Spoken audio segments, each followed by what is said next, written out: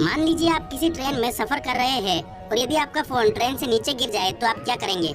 नहीं पता? चलिए मैं बताता हूँ। अगर आपका फोन ट्रेन से गिर जाता है तो आपको सबसे पहले ये पता होना चाहिए कि वो कौन सी जगह है या कौन सा स्टेशन है। अब आपको देखना है कि आपका फोन कहाँ गिरा है।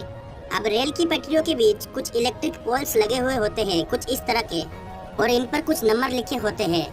अब आपका फोन जहाँ गिरा है उसके आसपास कोई इलेक्ट्रिक पोल देखना है और उस पे लिखे नंबर को नोट कर लेना है।